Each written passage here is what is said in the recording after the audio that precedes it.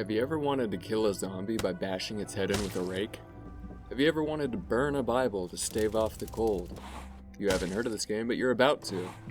Terminus Zombie Survivors is a roguelite, not a roguelike, and I can hear the rogue community banging on their keyboards right now as I say this. But no, death is not the end in Terminus, and I'll get to that later. The story is simple. The world has gone to shit, kind of like the eventual end of every first world civilization, and zombies have taken over. You have to survive and make it to the Terminus. See what I did there? Of course you did, smarty pants. Look at you following along. The story is going to be whatever you put into it. Let me tell you about Imran. Imran was a priest who had taken a vow of pacifism and would dare not hurt another soul, even a zombie. He desperately searched the houses looking for survivors to help guide him on his way to the Terminus, but ended up accidentally catching a disease from eating a rotten tomato, froze, and then died. Or Michelle, who was a construction worker with a bad habit of drinking too much. Eventually, after pounding 2 bottles of wine, she fainted in the park and got ripped apart by zombies in her sleep. These are only a couple of tales from my many, many runs. It's a zombie game, obviously, so it's not the story that matters in a turn-based tactical roguelite. No, it's the... You start off by choosing a class. Each class has predetermined stat points and a couple of spare points so you can make up for what they lack, a little bit. Some classes are objectively better than others. There are 4 difficulty options to choose from, and 3 additional scenarios, which are a fun challenge. Each class can be enhanced by jumping in with a handful of the game's traits. Some are absolute dog shit, and some are so broken that they trivialize entire aspects of the game. Trait points are pretty important, so I'm going to go a little more in depth about them. Skip to here if your zoomed out attention span won't allow you to watch more than 30 seconds of flashing images before you start to dissociate. You don't start off with many traits to choose from, but each time you complete a run, you get XP. And with XP, you increase your survivor rank. And with each rank you go up, you get more skills to pick from the pool. So you can hack and slash your way through the higher difficulties with more ease and to earn more XP. Eventually creating a walking f***ing tank. There are multiple win conditions in Terminus. Some are considerably easier than others. You can essentially speed run the game by following the railroad tracks up to the top of the map to find the Terminus. But that's for children, and you are not a child. No, you are a man who will complete the helicopter ending. Why? Because it gives more XP and is an actual challenge to complete. Earlier I said that this game was a roguelite, but even that's not entirely accurate. It's branded as a fun little arcade ROM, but tucked away in the difficulty settings is a permadeath option, which will reward you with a flat multiplier to your end XP. This is the true way to play Terminus, and I won't have you tell me otherwise. Combat takes place on a grid. You move, fight, sleep, eat, freeze, and die in these grids. How many of these things you can do in a turn is based on your action points, which get refreshed every turn, and is determined by your starting stats. You have 6 stats in the Showcad.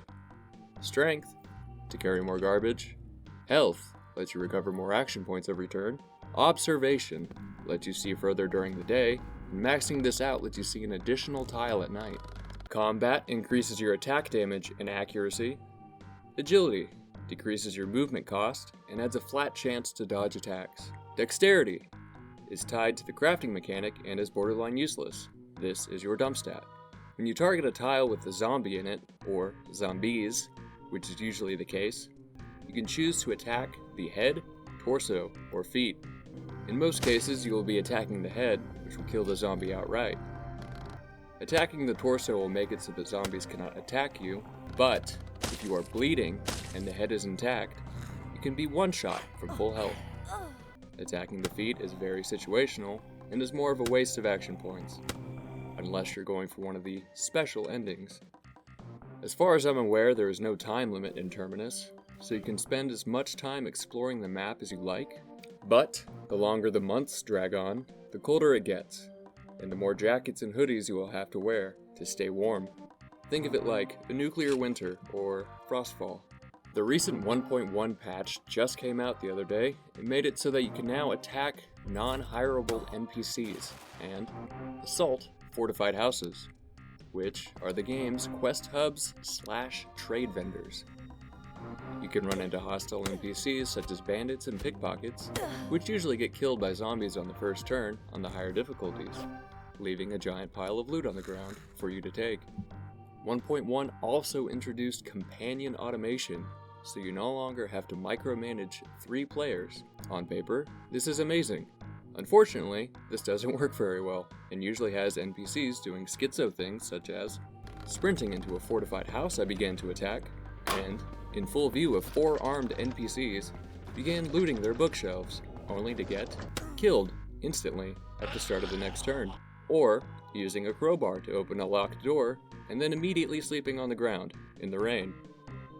So I tend to turn this feature off, or use a single companion as a pack mule for all of my excess garbage. You can tweak the companion's AI a little bit, but I still found it lacking specific options that made it actually useful.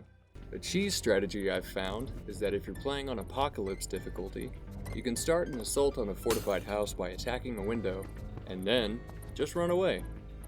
Naturally, the NPCs will come out of the building to attack you, only to get immediately swarmed by zombies, letting you sneak in and pick off harder targets, while they're focused on getting their faces chewed off. Controls. I genuinely hate playing this game with mouse and keyboard. I picked it up on my Steam Deck and only remapped the D-pad to work as my left joystick, and it plays like a dream now. This, I would say, is the most optimal way to play, and since the game has built-in controller support, you could just slap in your dusty old PS4 controller and be right on your way. All of the footage you're seeing is recorded on my deck as well. The UI fits better, almost as if it was made for a smaller resolution. Here's a quick comparison. There are 60 in-game achievements that reward chunks of XP and give hints at some of the various endings. Some are cheeky and fun, like dying for the first time.